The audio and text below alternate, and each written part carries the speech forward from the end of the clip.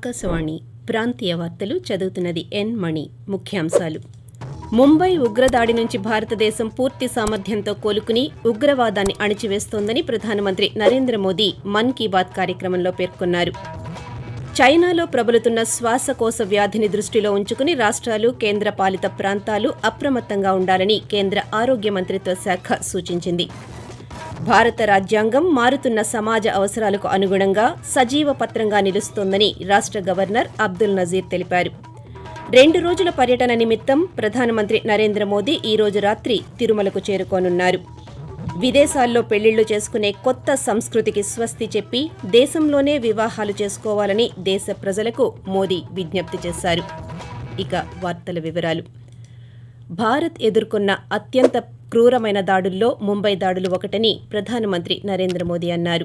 ఆ దాడి నుంచి వేగంగా కోలుకుని తీవ్రవాదాన్ని అన్ని రకాలుగా అణిచివేశామని, భారత్ సామర్థ్యానికి ఇదే నిదర్శనమని తెలిపారు. మన్ కీ బాత్ ద్వారా దేశ ప్రజలతో తన భావాలను ప్రధాని మోదీ ఈ రోజు పంచుకున్నారు.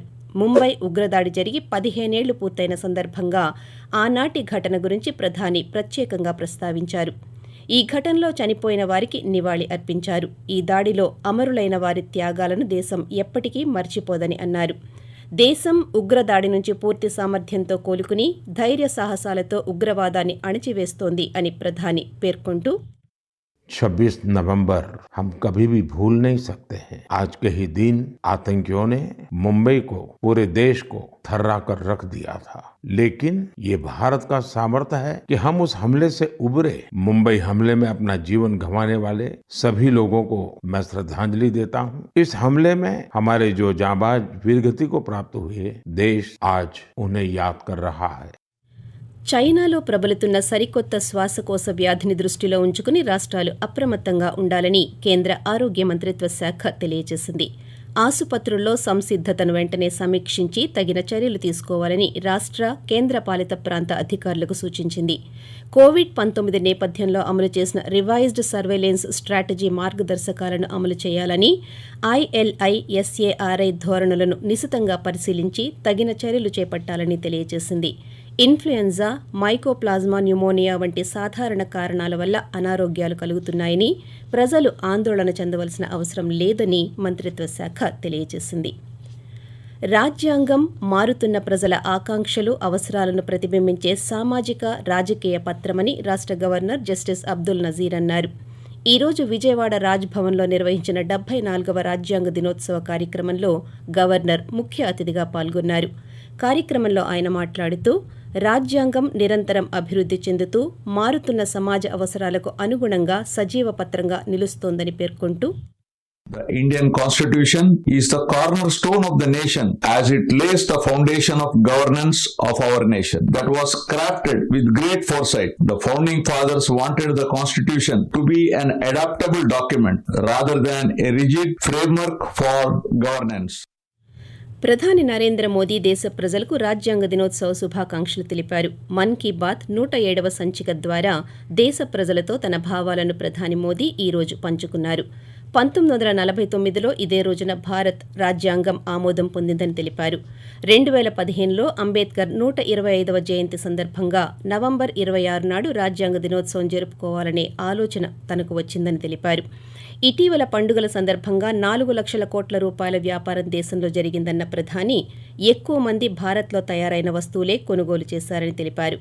గత 4 దశాబ్దాలుగా నైపుణ్యాభివృద్ధిలో శిక్షణ ఇస్తున్న ఆంధ్రప్రదేశ్లోని శ్రీకాకుళం జిల్లా బెజ్జిపురం యూత్ క్లబ్ సేవలను ప్రధాని ప్రశంసించారు. విదేశాల్లో పెళ్లిళ్లు చేసుకునే కొత్త సంస్కృతికి స్వస్తి చెప్పి దేశంలోనే వివాహాలు చేసుకోవాలని దేశ ప్రజలకు మోదీ విజ్ఞప్తి చేశారు. భారత్లో వివాహాలు చేసుకోవడం వల్ల వోకల్ ఫర్ లోకల్కు ఎంతో మద్దతు ఇచ్చినట్టవుతుందని ప్రధాని పేర్కొంటూ, वोकल फॉर लोकल का ये अभियान पूरे देश की अर्थव्यवस्था को मजबूती देता है। ये विकास की गारंटी है। स्थानीय उत्पादों में वैल्यू एडिशन का भी मार्ग बनता है। अभी शादियों का मौसम भी शुरू हो चुका है कि शादियों के इस सीजन में करीब 5 लाख करोड़ रुपए का कारोबार हो सकता है। भारत की मिट्टी में अगर हम शादी ब्याह मनाएं तो देश का पैसा देश में रहेगा. ఆకాశవాణి ప్రాంతీయ వార్తలు వింటున్నారు. ప్రధానమంత్రి నరేంద్ర మోదీ 2 రోజుల పాటు తిరుపతి జిల్లాలో పర్యటించనున్నారు.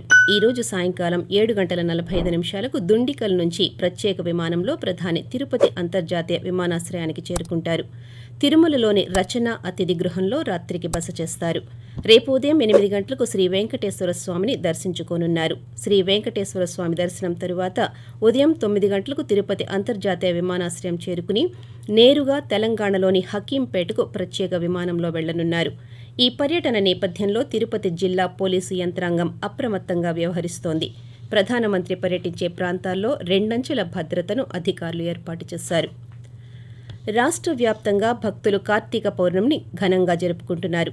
కార్తీక మాసం సందర్భంగా ద్వాదశ జ్యోతిర్లింగ క్షేత్రమైన శ్రీశైల మహాక్షేత్రం భక్తుల రద్దీతో సందడిగా మారింది. తెల్లవారుజాము నుంచే భక్తులు కార్తీక దీపారాధనలు నిర్వహించారు. కార్తీక దీపారాధనలతో శ్రీశైలం శోభాయమానంగా మారింది. ఈ రోజు సాయంత్రం నుంచి సోమవారం మధ్యాహ్నం వరకు పౌర్ణమి ఘడియలు ఉన్నట్టు దేవస్థానం అర్చకులు తెలియజేశారు. రాత్రి 7 గంటలకు ఆలయం ముందు భాగంలోని గంగాధర మండపం వద్ద శ్రీ భ్రమరాంబ మల్లికార్జున స్వామి అమ్మవార్ల ఉత్సవమూర్తులకు జ్వాలా తోరణోత్సవం జరగనుంది. విశ్వంలో భారతదేశం గొప్ప జ్ఞాన భాండాగారంగా అవతరించిందని ప్రధానమంత్రి నరేంద్ర మోదీ అన్నారు. ప్రధానమంత్రి ఈ రోజు ఉదయం తెలంగాణలోని రంగారెడ్డి జిల్లా నందిగామ మండలం చేగూరులోని ప్రఖ్యాత కాన్హా శాంతివనాన్ని సందర్శించారు. ఈ సందర్భంగా ఆయన మాట్లాడుతూ కరోనా నేపథ్యంలో భారత్ తమ మిత్రదేశమని యావత్ ప్రపంచం కొనియాడుతోందని సంతోషం వ్యక్తం చేశారు. ఈ క్రమంలో భారతదేశం విశ్వమిత్ర దేశంగా ఎదగడం గర్వకారణం అని తెలిపారు. ప్రతి నెల ఆఖరి ఆదివారం ప్రధానమంత్రి నరేంద్ర మోదీ దేశ ప్రజలతో ముచ్చటించే మన్ కీ బాత్ 107వ సంచికను ఈరోజు ఒంగోలు నగరంలో ప్రజలు ఎంతో ఆసక్తిగా విన్నారు.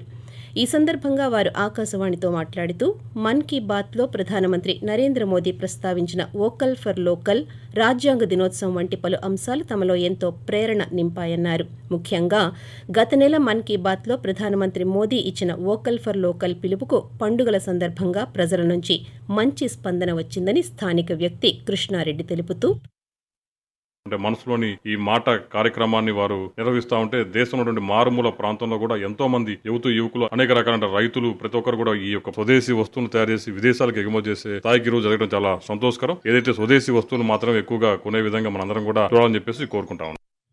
కేంద్ర ప్రభుత్వం అమలు చేస్తున్న పథకాల గురించి ప్రజల్లో విస్తృత స్థాయిలో అవగాహన కల్పించే ఉద్దేశంతో భారత ప్రభుత్వం ప్రతిష్టాత్మకంగా నిర్వహిస్తున్న వికసిత భారత్ సంకల్ప యాత్ర కార్యక్రమం ఈ నెల 27 నుండి నిర్వహించనున్నట్టు చిత్తూరు జిల్లా కలెక్టర్ ఎస్ షణ్మోహన్ తెలిపారు.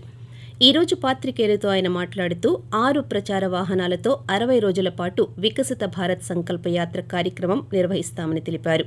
యాత్రలో భాగంగా కేంద్ర ప్రభుత్వం అమలు చేస్తున్న పథకాల గురించి ప్రజలకు తెలియజేయడంతో పాటు ఇంకా లబ్ధి పొందని వారికి వెంటనే లబ్ధి కల్పించే విధంగా చర్యలు తీసుకుంటామని తెలిపారు. దక్షిణ థాయిలాండ్, దానికి ఆనుకుని ఉన్న దక్షిణ అండమాన్ సముద్రం పరిసర ప్రాంతాలపై ఉపరితల ఆవర్తనం కొనసాగుతోందని అమరావతిలోని భారత వాతావరణ కేంద్రం తెలిపింది. దీని ప్రభావంతో రేపు దక్షిణ అండమాన్ సముద్రం, దానికి ఆనుకుని ఉన్న ఆగ్నేయ బంగాళాఖాతంపై అల్పపీడనం ఏర్పడే అవకాశం ఉందని వెల్లడించింది. ఇది పశ్చిమ వాయవ్య దిశగా కదులుతూ ఈ నెల 29 నాటికి ఆగ్నేయ బంగాళాఖాతంలో అల్పపీడనంగా మారే అవకాశం ఉంది. దీని ప్రభావంతో రాబోయే 2 రోజులు ఉత్తర, దక్షిణ కోస్తా, రాయలసీమల్లో పలుచోట్ల తేలికపాటి వర్షాలు పడే అవకాశం ఉందని వాతావరణ కేంద్రం తెలియజేసింది. ప్రాంతీయ వార్తలు ముగించే ముందు ముఖ్యాంశాలు. ముంబై ఉగ్రదాడి నుంచి భారతదేశం పూర్తి సామర్థ్యంతో కోలుకుని ఉగ్రవాదాన్ని అణిచివేస్తోందని ప్రధానమంత్రి నరేంద్ర మోదీ మన్ కీ బాత్ కార్యక్రమంలో పేర్కొన్నారు. చైనాలో ప్రబలుతున్న శ్వాసకోశ వ్యాధిని దృష్టిలో ఉంచుకుని రాష్ట్రాలు, కేంద్ర పాలిత ప్రాంతాలు అప్రమత్తంగా ఉండాలని కేంద్ర ఆరోగ్య మంత్రిత్వ శాఖ సూచించింది. 2 రోజుల పర్యటన నిమిత్తం ప్రధానమంత్రి నరేంద్ర మోదీ ఈ రోజు రాత్రి తిరుమలకు చేరుకోనున్నారు. ఆకాశవాణి ప్రాంతీయ వార్తలు ఇంతటితో సమాప్తం.